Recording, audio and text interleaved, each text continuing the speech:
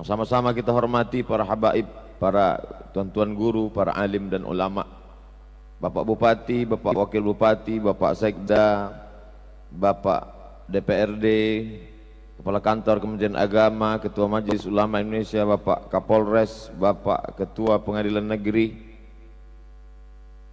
Lama juga saya menghafalnya itu tadi satu-satu, itu pun lupa juga. Yang tak dapat disebutkan mohon maaf. Hadirin hadirat, muslimin muslimat, insyaallah semuanya dimuliakan Allah Subhanahu wa taala. Tadi malam saya setelah menyampaikan tausiah bersama Bapak Bupati Hulu Sungai Selatan di Kandangan, mestinya acara sudah selesai, langsung saja mestinya tadi malam menginap di Tapin. Saya heran kenapa masih bertahan di Kandangan. Tapi dari sambutan Pak Bupati tadi saya tahu jawabannya. Rupanya ditunda kedatangan saya kemari karena di sini masih menjahit baju. Jadi kadang kata sambutan itu ada jawaban-jawaban terhadap pertanyaan-pertanyaan kita. Itu makanya saya selalu memperhatikan kata-kata sambutan. Bapak-bapak, ibu-ibu, hadirin hadirat yang dimuliakan Allah Subhanahu wa taala. A'udzubillahi minasyaitonir rajim. In tansurullah, kalau kau tolong agama Allah, Allah cuma minta satu saja. In tansurullah, tolong agama Allah, maka Allah balas dua. Pertama, yansurkum, dia tolong kamu. Yang kedua, wa yusabbits aqdamakum, dikokohkannya kakimu, dikuatkannya kedudukanmu pada saat engkau sulit, susah, tak ada perlindungan. Di situ Allah akan memberikan perlindungan. Dan Allah kalau sudah berjanji 5 kali kita katakan innaka la tukhliful mi'ad. Allah tidak ingkar janji. Begitu juga dengan janji Pak Bupati mengatakan Ustadz Somad selesai tausiah nanti ada tanya jawab. Nah, itu janji juga. Jadi saya mesti menepati itu. Ditulis di kertas supaya saya selalu kalau tanya jawab itu tidak minta langsung. Ditulis di kertas supaya kalau nanti ada yang sulit, jadi saya lipat kertasnya. Selalu jamaah nanya, Ustadz Somad kami tonton di YouTube itu kenapa Ustadz bisa jawab semua? Karena yang enggak dijawab, enggak diupload. Yang bisa saja yang dimasukkan ke YouTube. Kita tidak bisa tablik akbar ramai-ramai karena kita masih lagi COVID PPKM level 2. Tahun depan mudah-mudahan saya bisa datang kalau COVID-nya sudah pulang kampung. Bapak Ibu yang dimuliakan Allah Subhanahu wa taala. Ada yang menolong agama ini dengan hartanya, orang kaya, bisnismen, petani sukses, pedagang. Ada yang menolong agama ini dengan kekuasaannya, bupati, dandim, kapolres, hakim, jaksa. Ada yang menolong agama ini dengan ilmunya, Kepala Kantor Kementerian Agama, para habaib, alim ulama, majelis ulama. Apa yang dititipkan Allah kepada dirimu, pakailah untuk menolong agama Allah Subhanahu wa taala. Jangan serahkan urusan menolong agama kepada ustadz, karena ustadz hanya menjawab pertanyaan yang bisa dia jawab. Fas'alu ahla dzikri, tanyalah orang yang tahu. In kuntum la ta'lamun, kalau kamu tidak tahu. Ini sekarang manusia ini banyak salah. Ketika urusan agama, itu kan urusan ustadz, itu kan urusan tuan guru. Tapi ketika beragama, dia tidak mau tanya ke tuan guru. Mobilnya rusak, dia bawa ke bengkel. AC-nya rusak, dia bawa servis AC. Handphonenya rusak, dia bawa servis handphone. Agamanya rusak, dia betulkan sendiri. Seolah-olah dia paham segala sesuatu. Kalau ditanya, kenapa kamu tidak tanya sama Habib? Kenapa tidak tanya sama tuan guru? Dia manusia, saya manusia. Dia makan, saya makan. Dia tidur, saya tidur. Dia bisa menafsir Al-Quran, saya pun juga sama. Kalau ada orang ngomong begini, kita tinggal jawab, ente waras? Kenapa tidak tanya kepada Imam Syafi'i? Imam Syafi'i manusia, saya manusia. Imam Syafi'i makan, saya makan. Imam Syafi'i tidur, saya tidur. Kalau Imam Syafi'i bisa menafsirkan Al-Quran, maka saya pun juga bisa sama. Imam Syafi'i dengan ente memang sama-sama makan, tapi Imam Syafi'i kalau pulang sholat dari masjid ke rumah, telinganya dia tutup. Ketika ditanya sama orang di rumah, kenapa kau tutup Imam Syafi'i? Aku takut semua yang aku dengar di jalan masuk ke telingaku dan aku hafal, mengingatnya memusingkan kepalaku. Kita disuruh ngulang ceramah Ustaz Abdul Somad, jangankan yang mendengar, yang ceramah pun lupa apa yang disampaikannya. Betapa kita lemah. Maka kita bertanya kepada alim ulama dalam masalah agama. Adapun dalam masalah urusan menolong agama, jangan kita serahkan kepada ulama, tapi kita tolong agama Allah ini sesuai dengan kemampuan kita masing-masing. Selalu saya tanya adik-adik mahasiswa jamaah, kira-kira mana yang paling efektif berdakwah? Ceramah atau jadi polisi dan tentara? Semua mengatakan ceramah paling efektif, pakai mikrofon, pakai sound system, tablik akbar, ceramah, khutbah, tausiah. Oh, kalau gitu nolong agama dengan ceramah. Ya, Ustadz mengajak orang sholat ke masjid. Wa aqimus sholat, dirikanlah sholat, marilah ke masjid. Apa yang terjadi di beberapa masjid? Dia muazzin, dia Bilal, dia imam, dia makmum. Tapi ada orang yang tidak ceramah, tidak khutbah, tidak tablik akbar, tidak perlu berteriak pegang urat leher, tapi dia langsung yang jadi imam di masjid. Takbirnya kuat, Allahu Akbar. Begitu kalau Kapolres jadi imam, begitu kalau Dandim jadi imam. Insya Allah Kapolsek, Babinsa, semuanya akan rajin sholat berjamaah. Kenapa? Bukan kata Abdul Somad, kata seorang sosiolog muslim dari Tunisia, namanya Abdurrahman Ibnu Khaldun, yang dikenal dengan kitab Muqaddimah Ibnu Khaldun. Apa kata beliau? Ar-ra'iyah ala dini mulukihim. Rakyat itu mengikut agama raja-rajanya. Kalau sudah rajanya sholat berjamaah, kalau sudah rajanya suka ngaji, kalau sudah rajanya suka sholawatan, maka satu negeri itu insya Allah akan berkata la ilaha illallah. Makanya kata Imam Ahmad bin Hanbal, seandainya doamu makbul dan doa itu cuma satu, maka mintalah Allahumma rzuqna imaman adila, berikan kami pemimpin yang adil dan amanah. Mudah-mudahan kabupaten, kepala dinas, kepala kantor, kepala badan, Kapolres, Dandim, semuanya amanah sehingga negeri ini baldatun thayyibatun wa rabbun ghafur.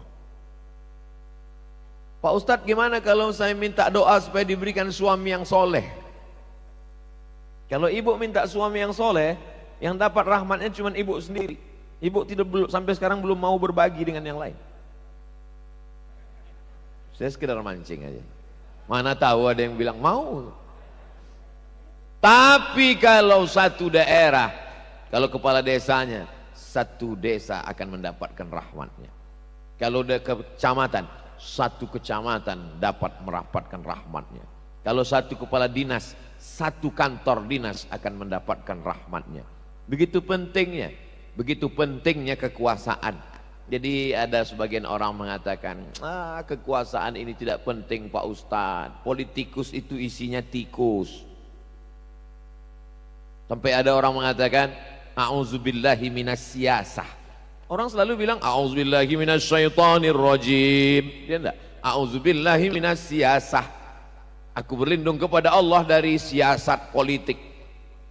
Siapa yang bisa merebut Konstantinopel, merubahnya menjadi Istanbul, kalau bukan kekuasaan Muhammad Al-Fatih?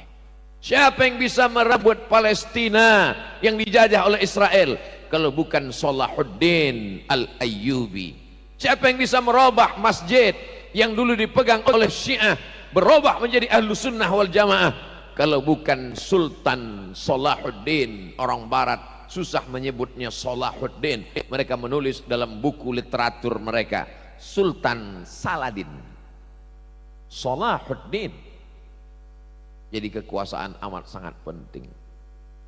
Saya tanya tadi, ini Bapak periode keberapa Pak? Periode kedua terakhir Ustadz Somad. Pantasan Pak Bupati ingin saya datang sekali lagi penutupan terakhir beliau. Tapi insya Allah ke depan, kalau pemimpinnya suka pada tausiah ceramah, dia undang habaib, dia undang ulama, dia buat maulid, dia buat majelis. Tapi mohon maaf, tapi ini bukan doa, tapi supaya kita berhati-hati. Kalau sampailah kepala daerah kita hobi lagu dangdut, habis kita. Dibuat pentas setinggi-tingginya, penyanyi dengan rok sependek-pendeknya. Yang susah ibu, bapak tuh ingin artisnya seperti ibu, ibunya mesti seperti artis. Kan susah itu. Semua ibu-ibu nanti akan operasi plastik. Wajah ibu semuanya kresek. Ini pentingnya yang pertama yang ingin saya sampaikan, bahwa menolong agama dengan kekuasaan. Saya menjadi tim sosialisasi Badan Amil Zakat Nasional, menjadi duta zakat. Di provinsi Badan Amil Zakat bagian sosialisasi dulu. Sekarang karena sudah sering pergi-pergi, takut tidak aktif, mengundurkan diri, berhenti. Bayarlah zakat, wa atuz zakah. Perolehan zakat tidak meningkat. Tapi ada orang yang tidak khutbah, tidak ceramah, tidak menggelegar, senyum, diam, hanya dengan tanda tangan. Perbub, peraturan bupati, zakat potong atas. Yang tidak mau siap-siap langsung meningkat. Betapa dengan kekuasaan di ujung jari, betapa dengan kekuasaan yang dititipkan di pundak, maka dia bisa menolong agama Allah Subhanahu wa taala. Ada orang yang tahajudnya di tengah malam, dari mulai sholat isya sampai sholat subuh, tegak ruku sujud, tegak ruku sujud, tasbih, tahmid, takbir, zikir, baca Quran, tapi siangnya tidur. Ada orang yang malamnya mungkin hanya 2 rakaat, witirnya pun 1 rakaat. Namanya sholat malam minimalis. Tidak terlalu banyak rukuknya, sujudnya juga tidak terlalu banyak, tapi siang dia mengurus umat. 1 kabupaten mendapatkan rahmatnya, maka sesungguhnya berbagi-bagi. Ada yang mendekatkan diri kepada Allah dengan tasbih, tahmid, takbir, zikir, solawatnya. Tapi ada yang mendekatkan diri kepada Allah dengan amal mengurus orang banyak. Abu Bakar, Sayyidina Umar, Sayyidina Uthman, Sayyidina Ali bin Abi Talib karramallahu wajhah, mereka dapat dua-duanya. Tapi kemudian hari berganti, musim berubah, kita mesti berbagi-bagi. Inilah yang terjadi pada pulau Kalimantan, bil khusus Kalimantan Selatan. Tiba-tiba ada satu anak dari Kalimantan Selatan mendapatkan hidayah, bersyahadat, dan saya ziarah ke makamnya, Sultan Suryansyah. Mu'alaf ini Pak, ya, dia masuk Islam Pak Ustadz. Siapa yang mengislamkannya? Ini kubur orang yang mengislamkannya dari kerajaan Demak, yang membimbingnya dalam ajaran agama Islam. Sultan, penguasa, ulil amri, selalu berdampingan dengan para habaib dan alim ulama. Selama mereka sejalan, insya Allah umat ini akan menjadi baik, insya Allah. Inilah yang saya lihat di Tapin. Ada Pak Bupati, ada Pak Kapolres, ada Ketua Majelis Ulama Indonesia. Saya lihat tadi Pak Kapolres gimana caranya salaman dengan Ketua MUI, diciumnya tangan Ketua MUI. Ustadz Somad, ini orang tua saya, beliau yang selalu ceramah di kantor Polres Tapin. Insya Allah kalau selalu tausiah, selamat insya Allah. Hati manusia ini selalu berbolak-balik.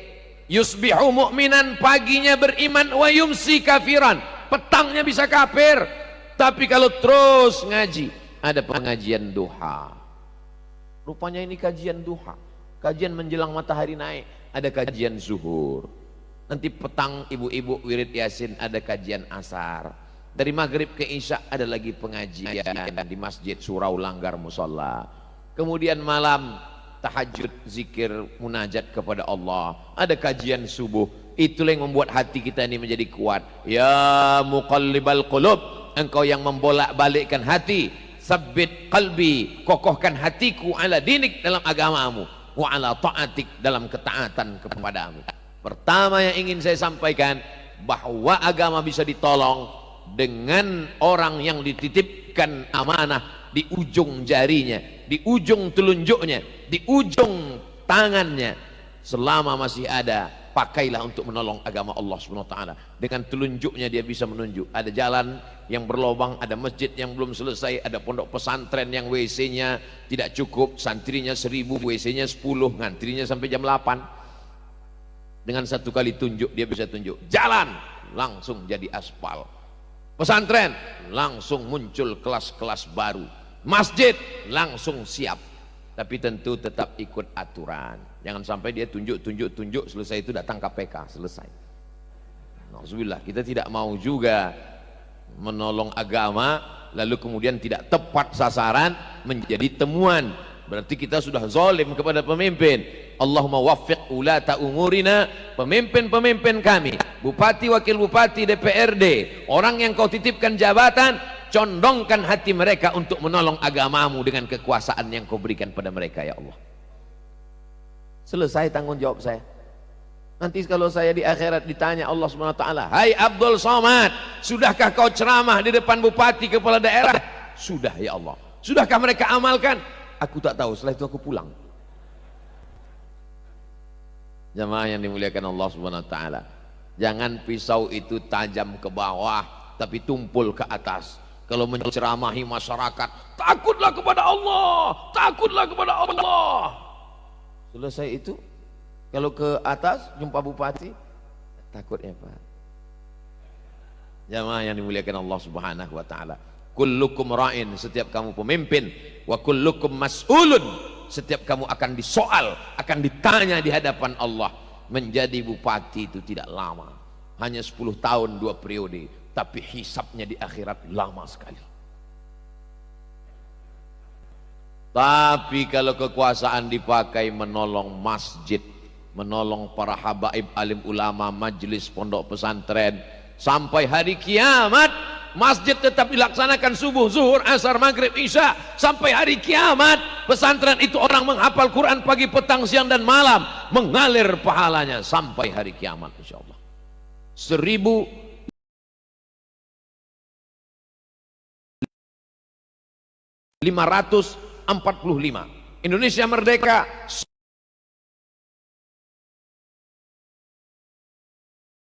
1545 meninggal Sultan Suryansyah.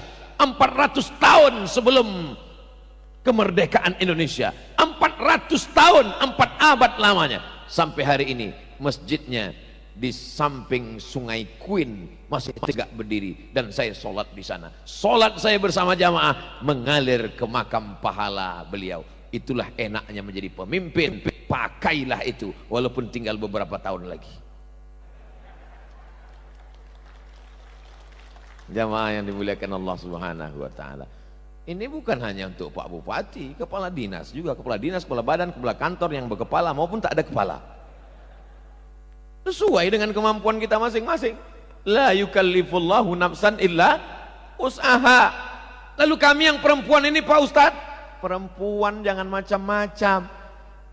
Kepala dinas, kepala kantor, ada yang lebih tinggi lagi jabatannya dari itu. Siapa dia? Ibu-ibunya. Karena berapa banyak ibu-ibu ini yang lebih berkuasa daripada bapak-bapak. Persatuan bapak-bapak yang dikendalikan ibu-ibu.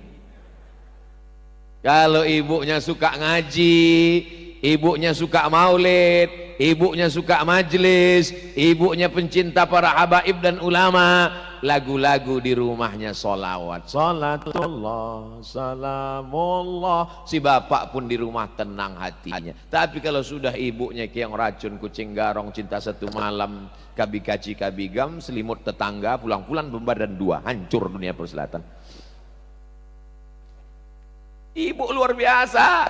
Pulang bapak bawa uang 1 koper, mama mau shopping kemanapun, ini dia. Apa kata si ibu? Papa, kau akan dihisap di akhirat. Aku tidak mau anakmu, istrimu, kami makan haram gara-gara ini. Sayangnya itu hanya ada di sinetron.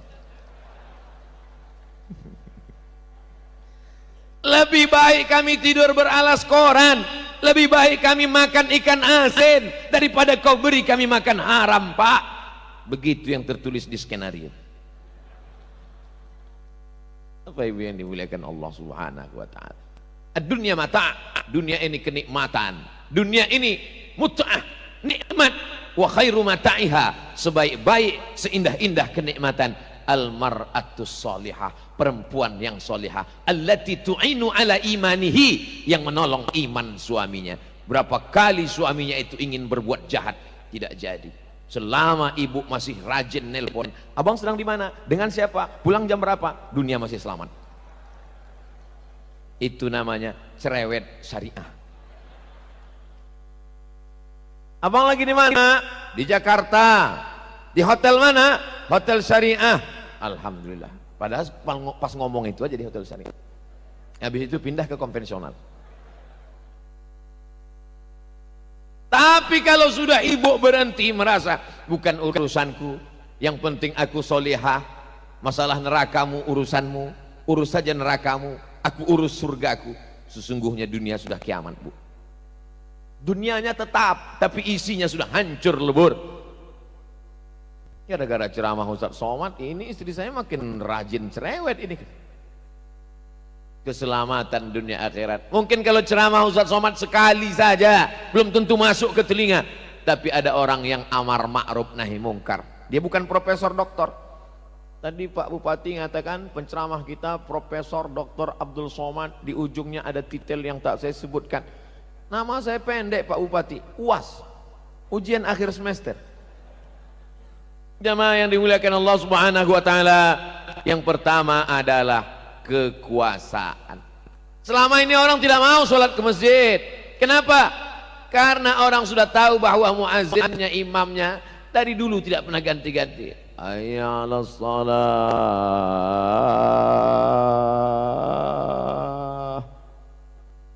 Orang sudah tahu. Sampai akhirnya suatu hari terdengar suara yang azan. Allahu Akbar, Allahu Akbar. Heran orang di kantor. Siapa itu? Kenapa azannya lain? Begitu mereka intip di musola kantor kepala dinas yang baru. Semuanya sholat. Begitulah pentingnya kekuasaan. Selama ini masjid ditinggalkan, karpetnya lusuh, bau busuk, WC-nya tidak diurus, tempat air wudhu airnya macet, sampai akhirnya suatu hari terdengar suara azan. Allahu Akbar, Allahu Akbar. Rupanya dandim azan. Tentara kalau azan gitu bunyinya. Siap.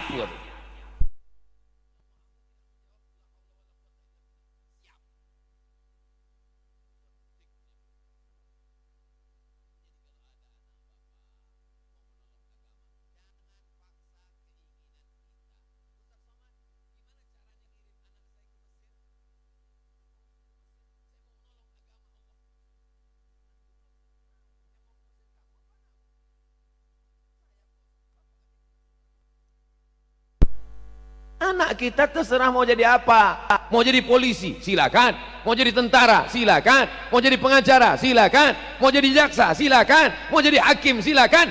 Tapi jadilah itu profesi yang kedua. Tugas pertamanya adalah menolong agama Allah. Pesankan itu ke telinga mereka. Jangan semuanya dipaksa ke Mesir. Dia tidak mau ke Mesir. Nah, nanti kalau ke Mesir seperti Ustaz Somad, nggak mau, kurus. Aku mau tegap berotot, aku mau gagah perkasa, ada pistol jadi polisi dan tentara. Silakan. Tapi kau menolong agama Allah. Dipaksa juga ke Mesir. Dia tidak jadi ustaz, pulang jadi Fir'aun dia. Saudaraku yang dimuliakan Allah Subhanahu wa ta'ala. Poin pertama yang ingin ku sampaikan. Ustaz dari tadi pertama terus. Poin yang pertama, tolong agama dengan kekuasaan yang dititipkan Allah Subhanahu wa ta'ala. Makanya setelah Allah, Rasul, langsung penguasa. Ati'ullah wa ati'ur Rasul wa ulil amri. Tapi kata ulil amri tidak ada kata ati'unya. Ati'ullah, ati'u Rasul. Tidak ada ati'u ulil amri. Ati'ullah wa ati'ur Rasul wa ulil amri. Kenapa tidak ada kata ati'u pada ulil amri? Taatlah kepada ulil amri yang taat kepada Allah dan taat kepada Rasulullah sallallahu alaihi wasallam. Bukan kata Abdul Somad, kata ahli tafsir. Semua yang saya ceramahkan tidak pernah menurut saya, karena saya tidak tahu apa-apa. Saya hanya menyampaikan apa yang pernah saya dengar dari guru-guru saya, apa yang pernah saya lihat. Apa yang saya sampaikan hanya yang pernah terbaca oleh saya, dan banyak yang tuan guru para habaib baca belum pernah terbaca oleh Abdul Somad. Anda adalah apa yang Anda baca. Saudaraku yang berada di luar pagar, insya Allah boleh jadi kalian lebih dulu masuk surga daripada Abdul Somad. Amin pula katanya. Maksud kita membahagiakan mereka. Kalau kau berdiri di luar tidak dapat karpet, sesungguhnya aku pun berdiri juga di sini. Bedanya kau cuma diam saja di sana, aku berdiri sambil bicara lagi. Siapa yang paling mulia di antara kita? Apakah yang duduk di atas? Apakah yang duduk di kursi? Yang paling mulia adalah inna akramakum indallah, yang paling mulia di sisi Allah, yang paling takut kepada Allah Subhanahu wa taala. Bapak Ibu yang dimuliakan Allah, poin yang kedua, tolong agama Allah dengan harta. Masalah uang ini kita tidak bisa lihat dari wajah orang. Ada orang yang wajahnya penuh dengan penderitaan. Begitu dicek saldonya, emang 2000 perak. Tapi insya Allah ibu-ibu semuanya tabungannya 100 juta. Dari bunyi aminnya nggak yakin. Kalau ibu punya uang 100 juta, Ustadz kok ngomong uang ibu sih? Yang pergi pagi pulang petang kan bapak. Memang yang kerja bapak, tapi yang nyimpan uang tuh ngaku. Setiap foto uang ibu 100 juta ditabung.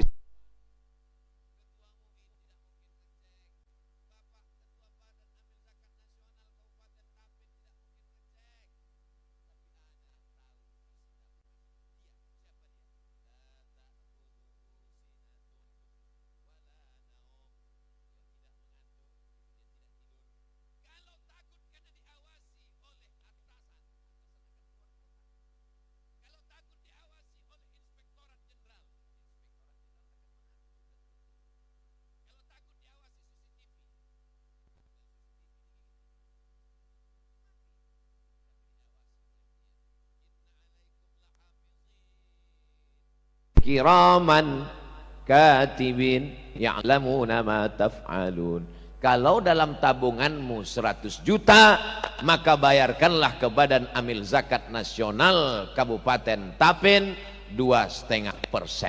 Jika zakat Anda 2,5%, setiap tabungan 100 juta, berapakah zakatnya? Ujian CPNS. Jadi supaya soal-soal yang dibuat oleh BKD, Badan Kepegawaian Daerah, untuk penerimaan CPNS daerah itu, supaya soalnya itu bergizi, berkualitas, ada nilai religi agamanya. Jangan seperti saya ikut tes CPNS dulu, Tono, Tini dan Tony menjaga warnet. Tini tidak mau bekerja sama dengan Tony karena pernah pacaran. Kalau Tony menjaga di waktu malam, Tini di waktu sore, kapan saja Tono, Tini dan Tony bisa bekerja sama? S1 Mesir, S2 Maroko, belajar bahasa Arab, nulis tesis 300 halaman, disidangkan di 3 profesor guru besar, pulang-pulang yang ditanya Tono, Tini dan Tony. Hampir saya sobek kertas itu. Buatlah pertanyaan yang mengingatkan orang kepada zakat, sehingga soalmu itu nampaknya pertanyaan CPNS, tapi mengingatkan orang kepada zakat bayar atau tidak. Secara langsung kau sudah berdakwah. Wahai bapak ibu tukang buat soal CPNS, kau boleh marah dengan Abdul Somad, kau boleh tersinggung, tapi nanti di akhirat kau akan berterima kasih. Kau akan cari Abdul Somad. Bapak ibu yang dimuliakan Allah Subhanahu wa taala, ibu-ibu kalau pergi masya Allah seperti toko emas berjalan. Dia tidak tahu di tempat acara pesta itu tidak semua orang hatinya bersih. Kalau orang hatinya bersih melihat gelang, subang, rantai, anting, dia senang. Alhamdulillah tetanggaku emasnya banyak, tentu dia akan bayar zakat. Tapi kalau orang hatinya hasad, dengki, busuk hati, melihat gelang bagus, umat darah tinggi, pulang ke rumah langsung berkunang-kunang. Yang salah siapa? Kambing. Memang kambing selalu dijadikan kambing hitam. Datang dokter puskesmas, ada makan gulai kambing? Tidak. Sop kambing? Tidak. Terus makan apa tadi? Cuman makan ketupat kandangan. Kok bisa kumat? Ternyata bukan salah ikan haruan. Yang salah siapa? Tetangga, cincinnya besar betul. Sakit jantung. Pergi ke dokter, kata dokter, ini bukan salah kolesterol, ini bukan salah kambing, ini bukan salah sop gulai sate kambing. Yang salah apa?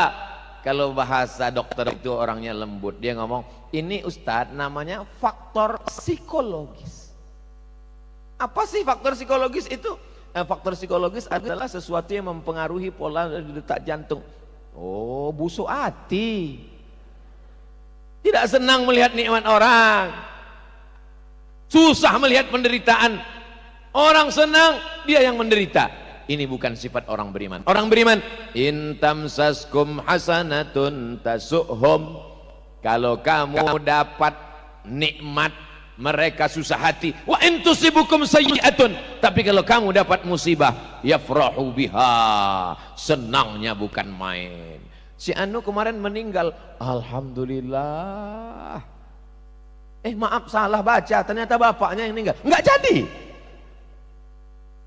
La haula wala quwata illa billah. Maka bayarkanlah zakat. Kepada saudaraku dimanapun berada di Kabupaten Tapin, bayarlah zakat ke Badan Amil Zakat Nasional. Hubungi nomor kontak berikut ini. Potong iklan Basnas.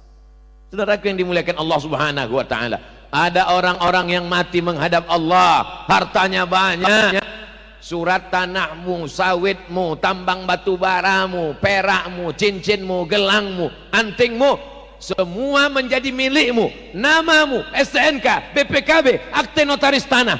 Sedetik setelah malaikat maut cabut nyawa, semenit setelah ruh keluar dari jasad, dia hanya menjadi warisan ahli waris. Kau masuk ke liang lahat membawa sehelai dua helai kain, baju sasirangan yang cantik, tinggal entah siapa yang akan memakainya. Maka sebelum dipakai orang lain, kau sedekahkan, ada nilai sodakohnya.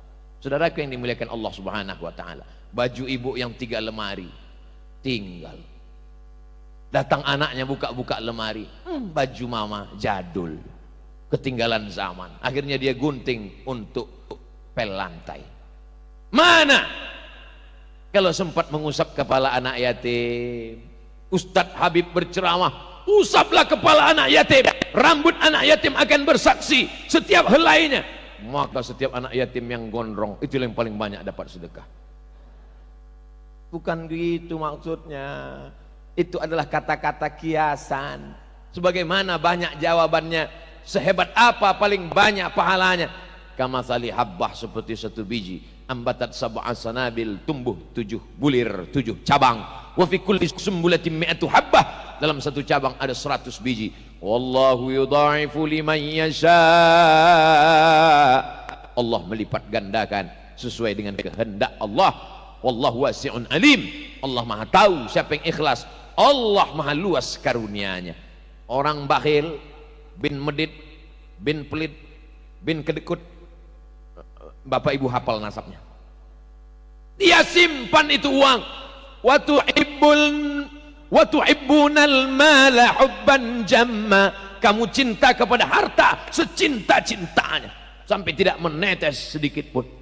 Pegang, tahan. Sampai-sampai kalau ada kebakaran, itu orang damkar datang, bapak-bapak yang ada di dalam rumah silakan keluar karena ini bangunan lapo sedang ada kebakaran. Na'udzubillah. Orang tetap tidak mau keluar. Apa yang dicari? Menyelamatkan surat tanah, STNK, BPKB, surat cincin, gelang, subang, rantai dan anting. Itu menunjukkan orang lebih cinta harta daripada nyawa.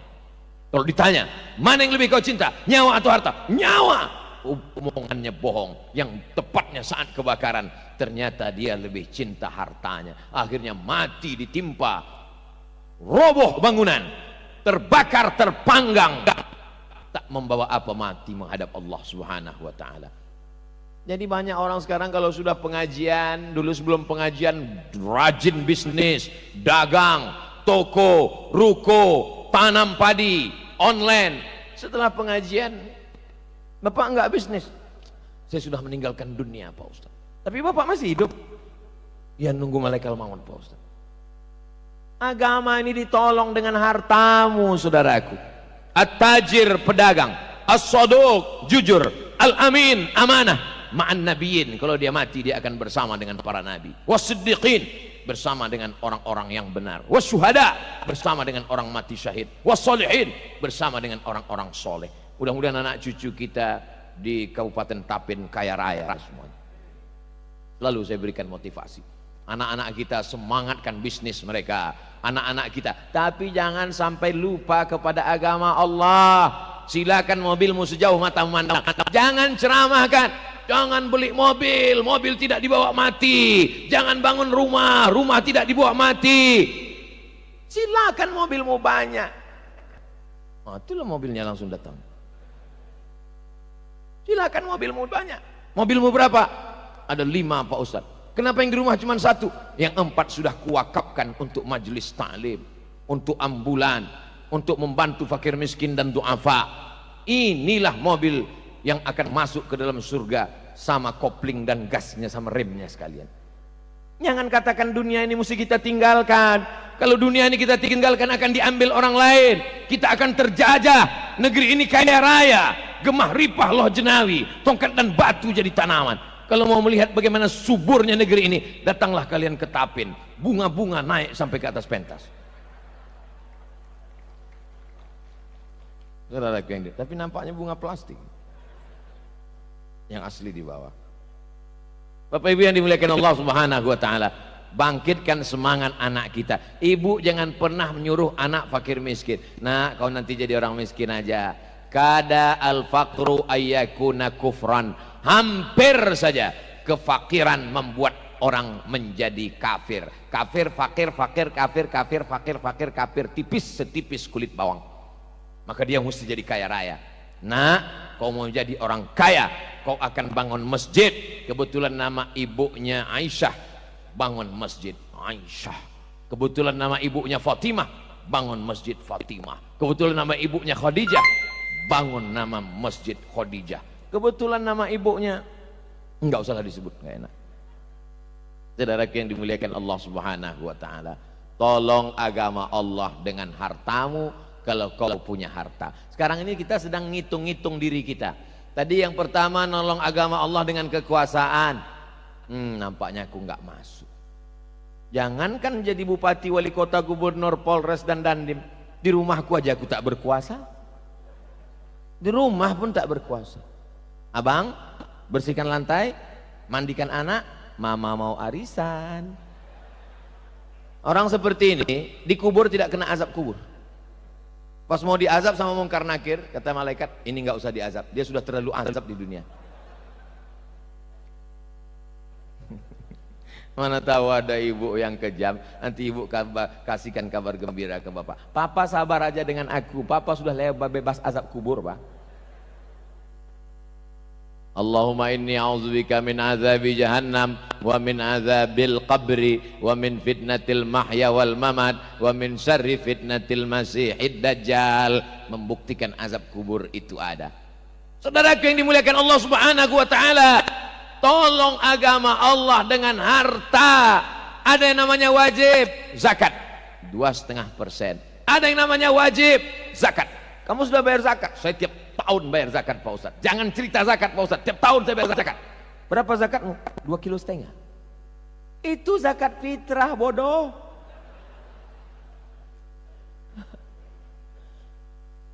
Zakat ternakmu mana? Kambing setiap 40 ekor, keluarkan 1 kambing. Seumur-umur tidak pernah bayar zakat kambing.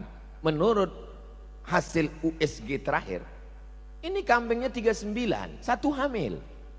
Jam 7 besok akan lahir kambing. Habis sholat subuh dia sembelih 1. Datang petugas amil zakat Kabupaten Tapin. Menurut perhitungan, kambing Anda jam 7 pagi ini sudah 40 ekor. Keluarkan 1. Hitung aja sendiri. Kambingku masih 39. Kecerdasan, kepandaian, kemahiran kalau tidak diselingi keimanan dan takwa kepada Allah akan melahirkan kecerdikan yang sangat menghancurkan kehidupan. Seumur hidup tidak pernah bayar zakat. Nisab tabungan 85 gram emas. 1 gram emas, kabarnya 1 gram emas itu 1.100.000 atau, tapi karena kita udah lama kenal baik, 1 juta aja lah. Dari mana ceritanya 85 gram emas Pak Ustadz? Siapa yang punya uang 20 keping dinar, maka dia sudah wajib zakat 2,5%. 1 keping uang dinar emas zaman Nabi 4,25 gram. Kalau 20 keping berarti dia sudah kena zakat 2,5%. Kalau 1 keping uang dinar itu beratnya 4,25 gram, 20 keping kena zakat 2,5%. Berapakah nisab zakat emas dan tabungan? Soal kedua CPNS.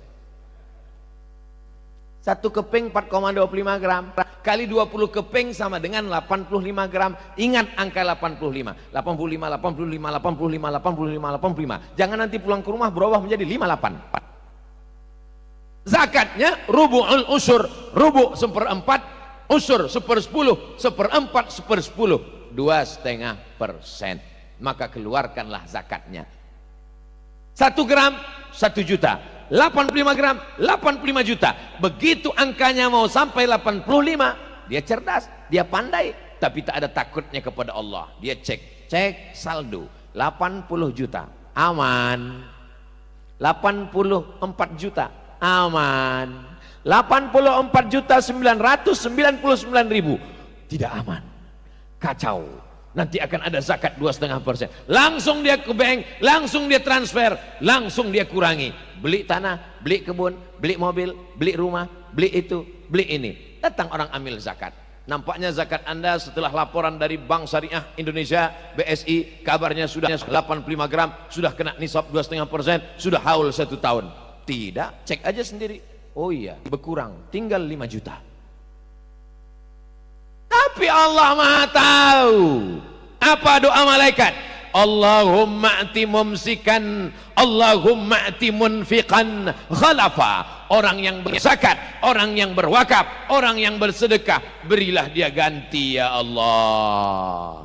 Tapi orang yang pelit, Allahumma ati mumsikan talafa. Orang yang pelit, orang yang bakhil, binasakanlah dia ya Allah. Yang berdoa bukan Abdul Somad, yang berdoa bukan habaib dan tuan guru, yang berdoa malaikat yang doanya tidak mungkin ditolak Allah Subhanahu wa taala. Kisah nyata, true story. Jamaah punya uang 100 juta, tidak pernah zakat, tidak pernah wakaf, tidak pernah infak, tidak pernah sedekah. Pelit, bakhil. Kalau makan sama dia di rumah makan, ketika orang mau hitung, pura-pura dia sakit perut. Tapi Allah Maha tahu. Tak ada angin, tak ada hujan, tabungan 100 juta dipegang, disimpan. Allah Maha tahu. Tiba-tiba lutut sakit, minta ampun, dibawa ke dokter tulang, martelnya kecil, dipukul lutut. Oh, sudah lapuk tulangnya Pak. Jadi gimana dok? Mesti ganti batok. Pakai batok kelapa bisa? Enggak. Tapi jangan takut, kita sudah impor batok dari Jepang. Besi, iya. Nanti kalau masuk naik pesawat, detektor bunyi terus. Tet, tet. Berapa harganya? Sebelah kanan 40, sebelah kiri 40, ongkos pasang 20. Pas 100. Saudara yang dimuliakan Allah. Gimana? Jamaah yang kira-kira punya tabungan belum pernah berzakat, sudah ada rasa-rasa nyeri di lutut? Abdul Somad datang bukan minta supaya jamaah mengumpulkan uang karena Somad mau bangun pesantren di Riau. Tidak. Abdul Somad cuma ingin kita hidupkan majelis, kita hidupkan pondok pesantren di kampung halaman kita sendiri. Supaya apa? Supaya turun rahmat dan barokah. Karena Bapak Kepala Daerah terbatas, dana hibah, dana APBD akan dihitung, akan ada laporan pertanggungjawaban di dunia dan di akhirat. Tapi kita bisa bantu agama ini dengan harta yang kita miliki. Kita tidak bisa nilai orang dari mobilnya. Saya pernah bawa mobil, ditunjuk sama kawan saya, Somad, itu mobil di depan itu mahal, yang punya tuh orang kaya. Berapa harga mobil itu? Ya sekitar 3-4 miliar. Masya Allah. Tapi utang. Setiap tanggal 29, 30 gak bisa tidur sampai jam 2 malam. Detak jantung tak normal. Bunyi klaksonnya sudah terus kredit, kredit, kredit, kredit, kredit. Saudara yang dimuliakan Allah SWT. Tapi ada orang yang mobilnya biasa aja, kehidupannya biasa saja, tidak terlalu mengikutkan high style, tidak selalu memikirkan outfit, tapi ternyata dia sudah bangun masjid, anak yatim dia santuni. Saya pernah ketemu orang ini, manusia ini macam-macam yang dia koleksi. Ada koleksi binatang buas, macam-macam, ada koleksi motor unik, macam-macam. Tapi saya pernah ke Kalimantan Selatan, ketemu dengan koleksinya aneh. Habis sholat subuh kami duduk, Ustadz mau lihat koleksi saya? Iya Pak. Anak yatim dari Papua datang, anak yatim dari Sulawesi datang, anak yatim dari Sumatera datang. Di koleksinya anak yatim, saya tanya, berapa semuanya Pak? 1.700 orang. Berapa biayanya sebulan Pak? 800 juta untuk makan dan uang sekolah free, gratis. Yang nanggung berapa orang Pak?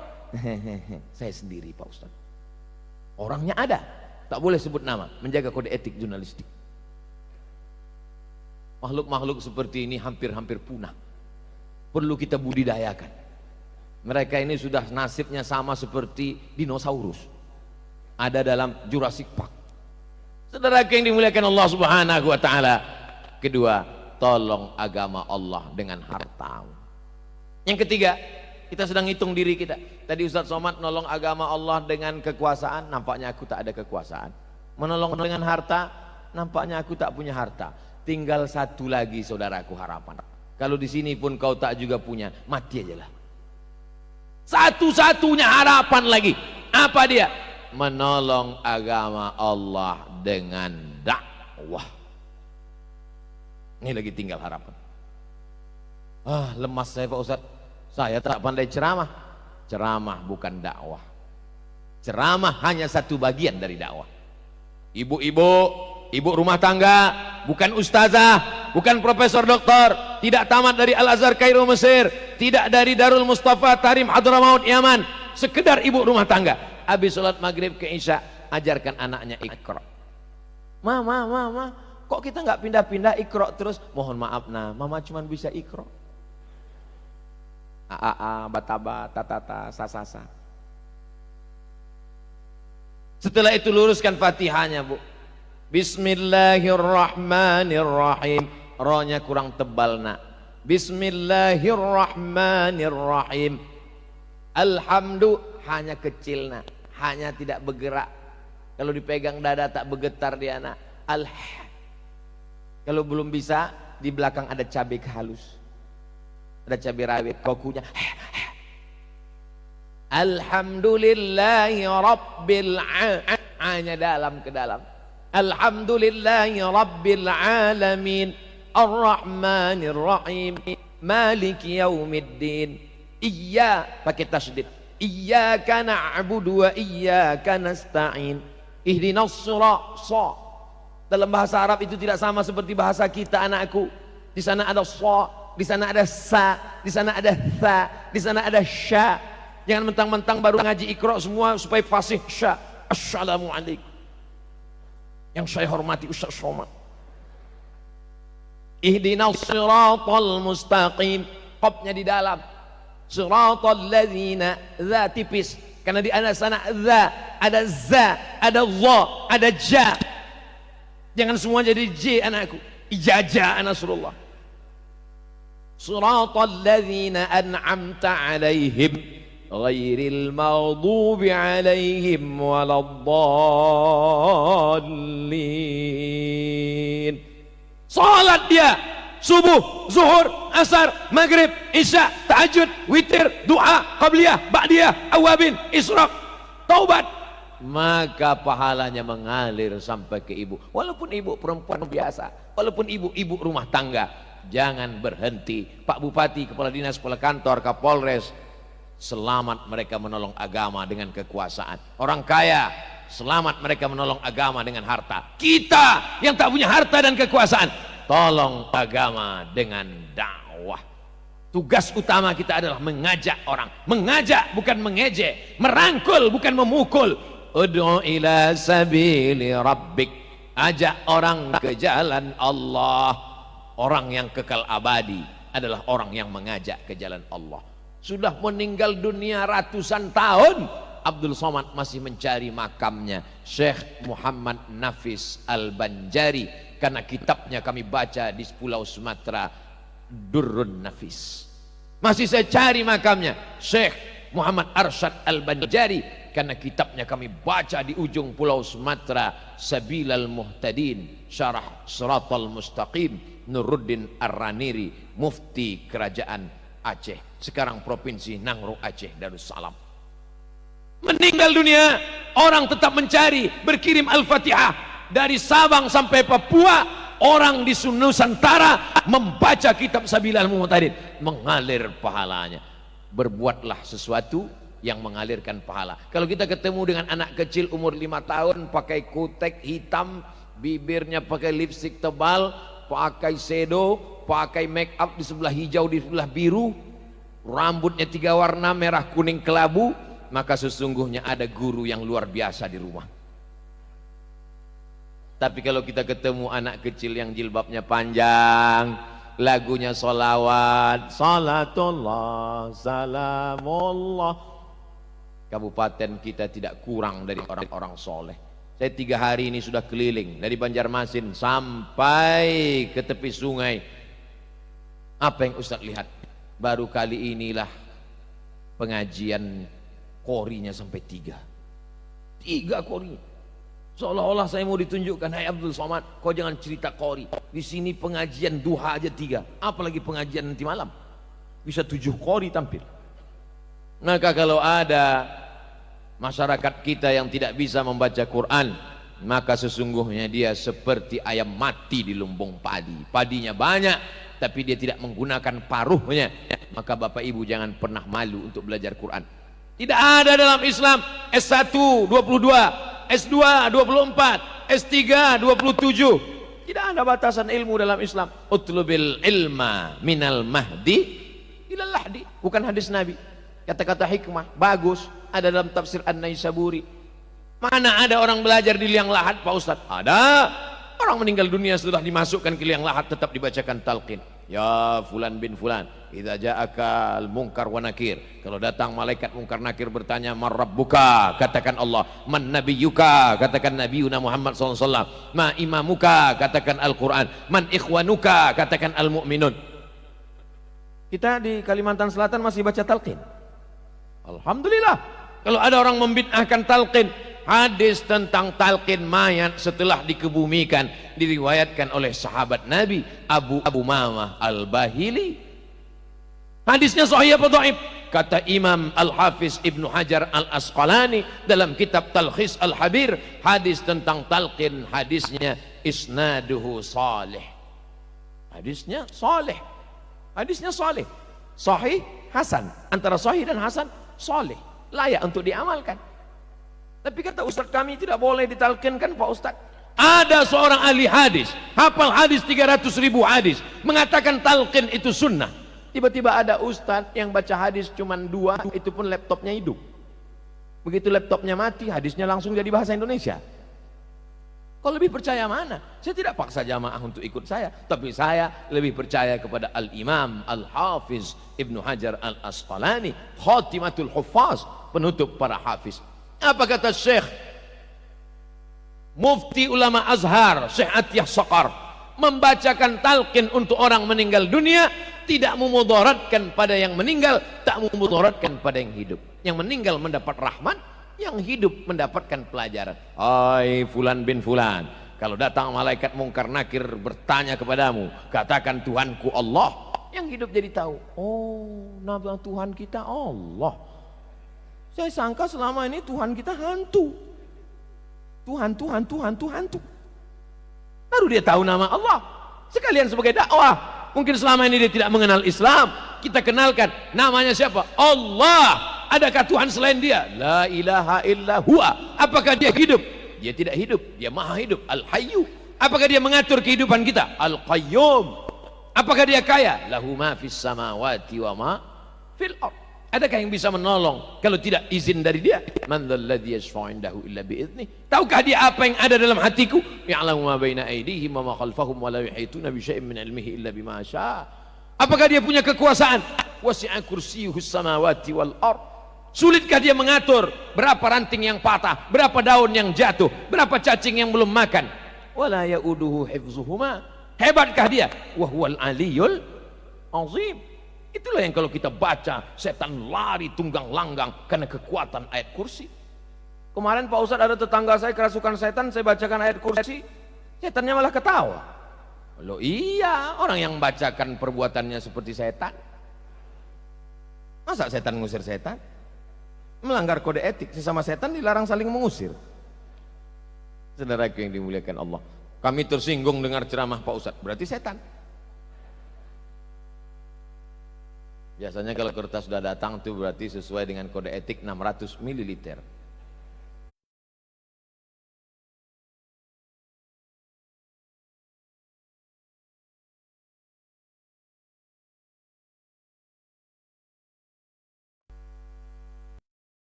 Amalan ini setiap hari ngaji, sholat duha, sholat tahajud dikerjakan dengan orang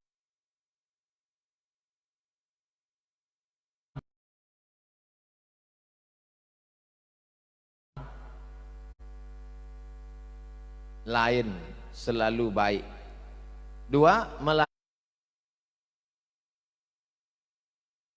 masyarakat dengan baik, selalu menerima siapa saja yang baik, bersilaturahim. Habis sholat subuh baca Quran. Kalau tidak bisa baca Quran satu juz, pilih surat-surat pendek. Al-Fatihah, Qul huwallahu 3 kali, Qul a'udzu bil falaq, Qul a'udzu bin nas, pangkal Al-Baqarah sampai wa ulaika humul muflihun, ayat kursi, ujung Al-Baqarah dari lillahi ma fis samawati sampai habis. Sebentar, paling 5 menit. Megang handphone update status 5 jam tahan. Salat duha 2 rakaat. Nggak bisa Pak Ustadz di kantor. Salat duha sudah bisa dilaksanakan seperti masuk waktu maghrib. Jadi kalau di tempat kita waktu maghribnya jam 6.15, maka jam 6.15 sudah bisa boleh salat duha. Tapi katanya salat duha afdal jam 9. Itu waktu afdal. Waktu afdal, waktu jawas sudah boleh. Terbit matahari, lewatkan 12 menit, waktu sepenggalah matahari naik sepanjang qaidah ramhin, setinggi tombak, sudah boleh. Daripada nanti dia kerja, dia digaji oleh negara, memakan APBD, orang ngantri panjang orang ngurus KTP, pas ditanya mana pegawainya, sedang sholat duha 100 rakaat. Sholat duha sunat, melayani orang banyak wajib, karena kau digaji, dituntut di hadapan Allah SWT. Jadi sholat duhanya tetap, ngajinya tetap, tahajudnya tetap, dan melayani masyarakat dengan baik pun tetap. Ini bukan pilihan. Jadi bukan berarti cukup melayani masyarakat. Ayyalas salat di masjid, dia tetap juga di kantor. Ente nggak ke masjid, ini adalah ibadah. Ini orang jahil murakkab. Bolehkah melaksanakan sholat di jam pada waktu pelaksanaan resepsi perkawinan? Man taraka sholata muta'ammidan, siapa yang meninggalkan sholat secara sengaja, faqad kafara jihara, maka kafirlah dia secara nyata. Orang yang meninggalkan sholat karena malas, hukumnya fasik. Orang yang fasik yudillu bihi katsira wa yahdi bihi katsira wa ma yudillu bihi illa al-fasiqin. Orang yang fasik tahu dia tapi dia langgar, maka disesatkan Allah sebagai hukuman bagi dia. Adapun orang meninggalkan sholat secara sadar, secara sengaja mengejek agama Islam, maka dia kafir, dia sudah dianggap sebagai murtad. Kalaulah ada khalifah Amirul Mukminin, dia diminta taubat 3 hari, dipanggil di hari Rabu. Kau mau sholat? Tidak. Sholat buang-buang waktu, mubazir. Hari Kamis panggil, hari Jumat panggil, hari Sabtu pagi. Terima kasih Pak Ustadz, kembali kasih. Bolehkah melaksanakan sholat di jamak pada waktu pelaksanaan resepsi perkawinan. Sholat qashar mesti ada safar musafir. Beberapa pendapat tentang kilometer, saya pakai Al-Fiqhul Islami wa Adillatuh 89 kilometer. Kalau ada Habib Ustadz mengatakan 82, 83, mungkin mereka pakai pendapat lain. Saya pakai 89 kilometer qashar. Adapun jamak boleh darurat tingkat tinggi, tidak terelakkan. Agama ini mudah tapi jangan terlalu dipermudah-mudah. Dokter spesialis masuk operasi jam 11. Azan zuhur belum berkumandang, tiba-tiba azan zuhur, Allahu Akbar, Allahu Akbar. Lalu dia bilang ke pasien, pasien ntar ya aku sholat zuhur dulu. Matilah pasien. Maka dia tetap operasi selesai.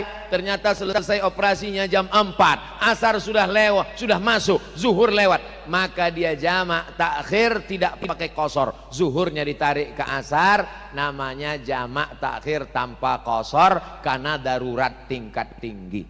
Saya masalah hukum agak ketat. Kalau ada ustadz yang boleh aja, mungkin pendapat dia, saya tak berani, saya akan dituntut di hadapan Allah Subhanahu wa taala.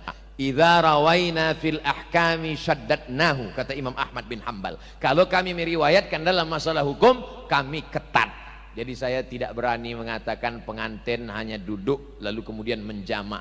Kamu tidak sholat zuhur, sudah dijamak, kenapa enggak wudhu?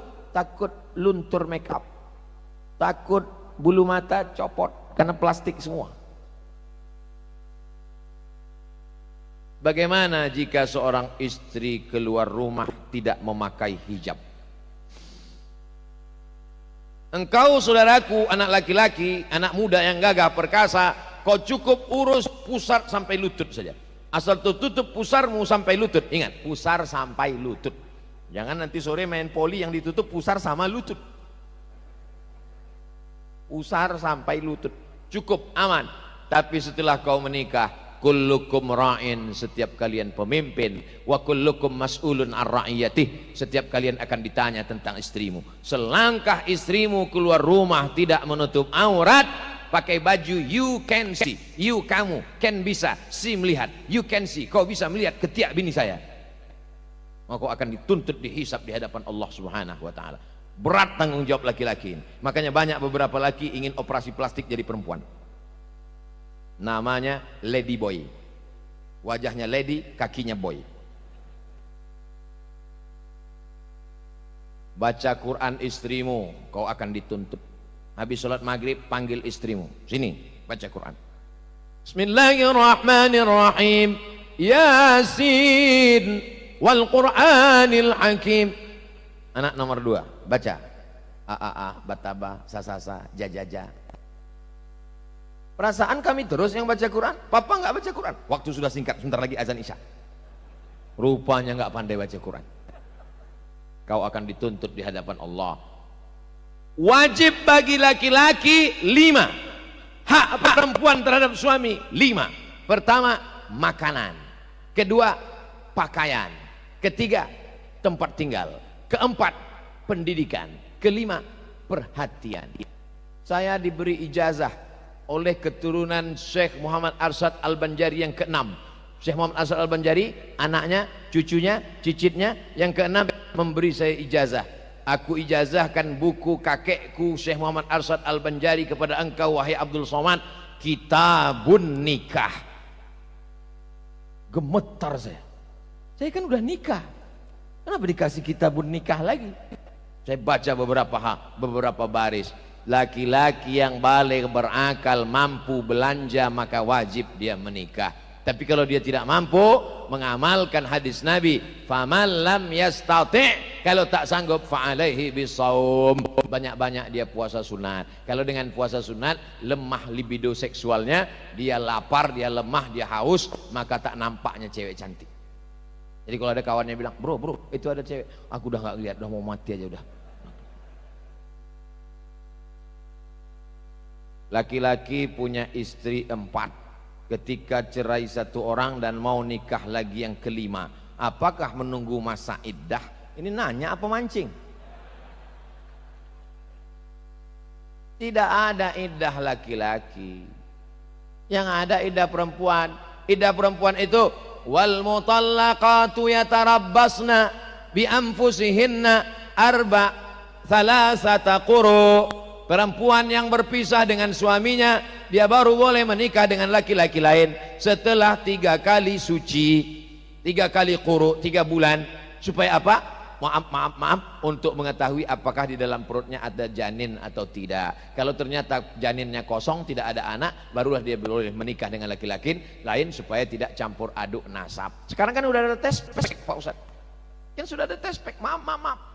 Dikencengi tes pack langsung ketahuan hamil atau tidak hamil. Tes pack itu ada kemungkinan. Kemungkinan apa? Maybe yes, maybe no. Dalam kaedahnya ad-dalil idza ihtamal saqata bihil istidlal. Kalau dalil itu mengandung kemungkinan, dia tidak bisa jadi dalil. Itu maka tes pack tak bisa dipakai. Maka tunggu 3 bulan. Kalau istrinya meninggal, kalau suaminya meninggal, walladzina yatawaffawna minkum wa yadharuna azwajan. Kalau suami meninggalkan istri, yadharuna azwajan yatarabbasna bi anfusihinna 4 ashhurin wa 'ashra. Tunggu 4 bulan 10 hari baru dia boleh menikah. Perempuan. Adapun laki-laki maka dia tidak ada iddah. Tapi kita tinggal di negara Kesatuan Republik Indonesia. Bapak Kepala Kantor Kementerian Agama, ada Majelis Ulama Indonesia, dan ada Mahkamah Agung. Di tempat kita ada Bapak PN dan ada Pengadilan Agama. Pengadilan Agama mesti mengeluarkan surat izin. Seorang istri izin, dia disahkan di Pengadilan Agama. Saya bernama Fulanah binti Fulan, izin suami saya menikah lagi, ini materi 10.000. Disahkan oleh hakim. Hakim bertanya, wahai ibu, ya benarkah ini tanda tangan ibu? Betul Pak Hakim, akulah yang mencoblos saking sakitnya hatiku. Waktu ibu tanda tangannya dengan penuh kesadaran. Betul. Makanya ibu nanti malam sebelum tidur yakinkan tidak ada pena dan materai di dekat itu. Ingat, kejahatan terjadi bukan hanya karena ada niat dari pelaku, tapi karena ada kesempatan. Waspadalah. Jadi kesimpulannya tidak ada iddah bagi laki-laki. Bismillahirrahmanirrahim. Ada beberapa tato di badan, sebagian sudah dibuang, tapi ada bekasnya, dan tato yang lain masih ada. Bagaimana Pak Ustadz? Bagaimana nih Pak Ustadz? La'anallahul washimat. Allah melaknat orang yang buat tato. Wal mutashimat, orang yang minta buatkan tato. Wal mutanammisat, orang yang mencabut, mencukur. Nih, apa namanya? Alis. Dicukur habis, diganti pakai spidol whiteboard. Begitu pestanya panas, kipas angin mati, rendangnya pedas, meleleh. Wal mutafallijat, orang yang mengotak-atik gigi. Kalau giginya memang maaf tidak layak, lalu kemudian dia bentuk menjadi layak, boleh. Ada orang dia senyum, kita ngeri. Tapi kalau sudah baik, hanya untuk mughayyirat lil husni, merubah yang sudah baik hanya untuk tren aja. Ada orang pakai gigi kawat sampai 7 hari 7 warna. Hari Senin pink. Apa ini? Anak yatim fakir miskin tidak bisa bayar uang sekolah, diusir dari sekolah, tak bisa ujian. Kau masih lagi memikirkan gigimu hari Selasa mau warna apa? Ini yang dilaknat Allah. Adapun kalau sudah pernah sempat ditato, sekarang ada laser untuk menghilangkannya. Kalau dia tidak punya uang, andai tatonya tetap ada, apakah wudhunya sampai? Sampai. Karena tato tidak menghalangi wudhu. Yang menghalangi wudhu itu kutek yang ada di depan, karena dia cat, karena dia plastik di atas. Adapun black hina maka tidak menghalang, karena dia sudah masuk ke dalam. Kalau ada orang mengatakan tato itu najis karena darahnya kering, setelah dilobangi lalu kemudian dimasukkan celak hitam, lalu kemudian maka sebagian ulama mengatakan najis. Tapi setelah dia dibersihkan, dihilangkan, dia masuk ke dalam, air wudhu tetap kena. Intinya yang sudah sempat bertato tak usah dipermasalahkan, tapi jangan sudah tobat menunjukkan. Misalnya dulu kau bertato, tatunya sampai ke sini. Kalau kebetulan dipercaya pengurus masjid jadi imam, sholat pakailah baju koko lengan panjang, supaya jangan menimbulkan, kan tidak semua makmum itu kenal di belakang. Takutnya kau jadi imam, ada makmum yang pertama kali datang dia tengok, yakuza imamnya.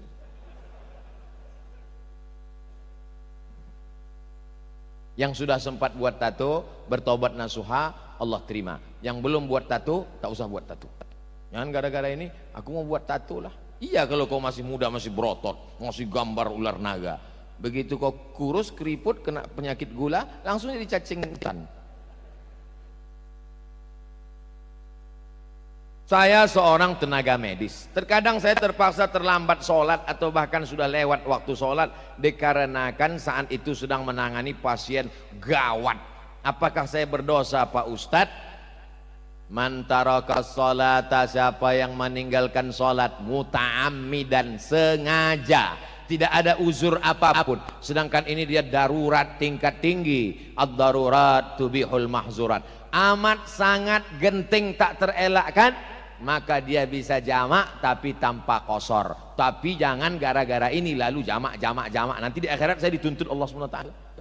Dikit-dikit jamak, pas ditanya malaikat, kenapa kau jamak? Kata Ustaz Somad, saya tidak mau juga dipersalahkan, genting darurat, ini pasien dari tadi pagi, ada yang kena covid, ada yang kena mencret, ada yang kena pukul, ada yang kena musibah, ada yang kecelakaan, tiba-tiba oh pegawai yang lain tidak ada, perawat pun semuanya sakit, cuma dia sendiri yang sehat. Nasib kaulah sehat, maka saat itu dia boleh jamak tapi tanpa qasar. Tapi jangan tiap hari, sekali-sekali, mungkin setahun sekali. Ini tiap hari. Pas ditanya, kenapa kau jamak? Abdul Somad. Nanti bilang orang, saya bukan Ustadz Abdul Somad, Ustadz ahli syubhat. Bagaimana tips dan trik mendidik anak agar menjadi anak yang soleh dan solihah? Yang pertama, kasih anak makanan yang halal. Karena kalau anak dikasih makan haram, sepiring nasi kuning yang haram, berasnya halal tapi dibeli dari uang riba, dari uang sogok, dari uang riswah, duit haram, setetes darah, sepiring nasi berubah menjadi setetes darah masuk ke dalam jantung, dari jantung disemburkan naik ke otak, otaknya menjadi hitam, nasiyatin kadzibatin khati'ah, ubun-ubunnya hitam berdosa gara-gara darah hitam naik ke otak. Anaknya tidak salah, orang tuanya. Pertama kasih dia makan, setelah itu didik dengan pendidikan. Kita tidak sanggup mendidik anak kita karena keterbatasan. Masukkan ke TK Quran, SD Quran, SMP Quran, SMA Quran, pondok pesantren, Islamic boarding school, sekolah full day. Setelah itu kuliah, biarkan dia terbang sejauh mata memandang ke Tarim Hadramaut Yaman, ke McGill Kanada, ke Sorbonne Paris Prancis, ke Harvard University, ke McGill, yang penting ke Oxford. Otaknya boleh Amerika, Jerman dan Inggris, tapi hatinya tetap la ilaha illallah Muhammadur Rasulullah. Pendidikan. Itulah kaji kita pada kesempatan ini. Abdul Somad Al-Fakir banyak mengeluarkan kata-kata tidak berkenan di hati, menyinggung perasaan. Maukah Bapak Ibu memaafkan Abdul Somad? Selesai. Daripada saya cari di akhirat belum tentu ketemu, lebih baik minta maaf. Jangan pernah malu untuk meminta maaf. Tapi bukan berarti setelah minta maaf utang lunas. Semua yang dulu dipinjam kembalikan. Saudaraku yang dimuliakan Allah Subhanahu wa taala, aqulu qauli hadza astaghfirullah li wa lakum. Mohon maaf atas segala kesilapan. Terima kasih atas segala perhatian. Wassalamualaikum warahmatullahi wabarakatuh.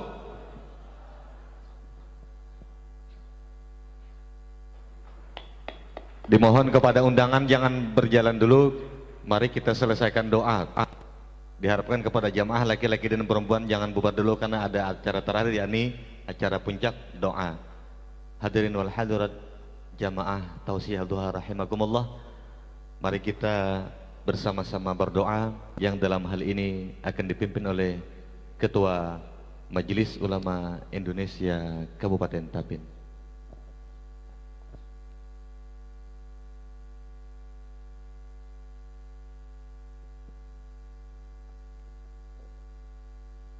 Al-Fatihah. A'udzu billahi minasyaitonir rajim. Bismillahirrahmanirrahim. Alhamdulillahirabbil alamin. Arrahmanir rahim. Maliki yaumiddin. Iyyaka na'budu wa iyyaka nasta'in. Ihdinas siratal mustaqim. Shiratal ladzina an'amta 'alaihim ghairil maghdubi 'alaihim waladdallin. Amin ya Allah ya rabbal alamin. Bismillahirrahmanirrahim. Alhamdulillahirabbil alamin. Allahumma salli ala sayyidina Muhammadin tibbil qulub wa dawain wa afiyatil abdan wa shifaiha wa nurul absar wa diya wa kutil arwah wa ghidaiha wa ala alihi wa sahbihi. اللهم إنا نسألك الهدى والتقى والعفاف والغنى اللهم إنا نسألك الهدى والتقى اللهم إنا نسألك الهدى والتقى اللهم إنا نسألك من الخير ما سألك من عبدك ورسولك محمد ونعوذ بك من الشر ما استعاذك من عبدك ورسولك محمد وأنت المستعان كالبلاغ ولا حول ولا قوة إلا بالله ربنا آتنا في الدنيا حسنة وفي الآخرة حسنة وقنا عذاب سبحان ربك رب العزة عما يصفون وسلام على المرسلين الحمد لله تقبل الله منكم.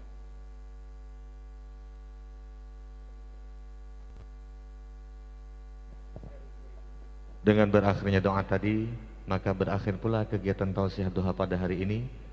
Kami himbau kepada para jamaah untuk pulang dengan tertib, baik jamaah laki-laki dan perempuan. Terima kasih atas segala perhatian. Mohon maaf atas segala kekurangan. Wallahul muwafiq ila aqwamit thoriq. Assalamualaikum warahmatullahi wabarakatuh.